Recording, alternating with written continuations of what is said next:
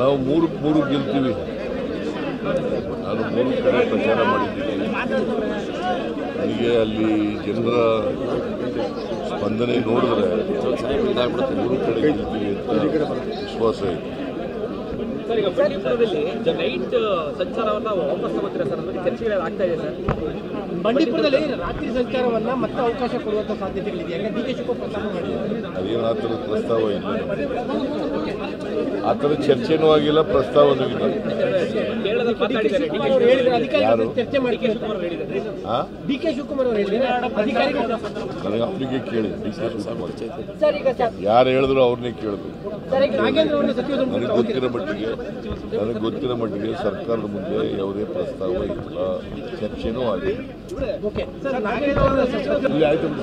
ನಾವು ಮೂರು ಗೆಲ್ತೀವಿ. ನಾನು 3 ಕಡೆ ಪ್ರಚಾರ ಮಾಡಿದ್ದೀನಿ.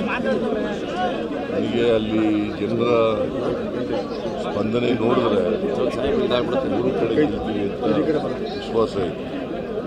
ಸರ್, ಈಗ ಬಂಡೀಪುರದಲ್ಲಿ ನೈಟ್ ಸಂಚಾರವನ್ನು ವಾಪಸ್ ತಗೋತೀರಾ ಸರ್? ಅದಕ್ಕೆ ಚರ್ಚೆಗಳು ಆಗ್ತಾ ಇದೆ ಸರ್. ಬಂಡೀಪುರದಲ್ಲಿ ರಾತ್ರಿ ಸಂಚಾರವನ್ನ ಮತ್ತೆ ಅವಕಾಶ ಕೊಡುವಂತ ಸಾಧ್ಯತೆಗಳಿದೆ. ಯಾಕಂದ್ರೆ ಡಿ ಕೆ ಶಿವಕುಮಾರ್ ಪ್ರಸ್ತಾಪ ಮಾಡಿದ್ದಾರೆ. ಅದೇನು ಆ ಥರದ ಪ್ರಸ್ತಾವ ಇಲ್ಲ, ಆ ಥರ ಚರ್ಚೆನೂ ಆಗಿಲ್ಲ, ಪ್ರಸ್ತಾವನೂ ಇಲ್ಲ. ಯಾರು? ಚರ್ಚೆ ಮಾಡಿ ಡಿ ಕೆ ಶಿವಕುಮಾರ್ ಅವರು ಹೇಳಿದ್ದಾರೆ. ಅಧಿಕಾರಿಗಳು ನನಗೆ ಅವರಿಗೆ ಕೇಳಿ, ಡಿ ಕೆ ಶಿವಕುಮಾರ್ ಯಾರು ಹೇಳಿದ್ರು ಅವ್ರನ್ನೇ ಕೇಳಬೇಕು. ನನಗೆ ಗೊತ್ತಿರೋ ಮಟ್ಟಿಗೆ ಸರ್ಕಾರದ ಮುಂದೆ ಯಾವುದೇ ಪ್ರಸ್ತಾವ ಇಲ್ಲ, ಚರ್ಚೆನೂ ಆಗಿದೆ.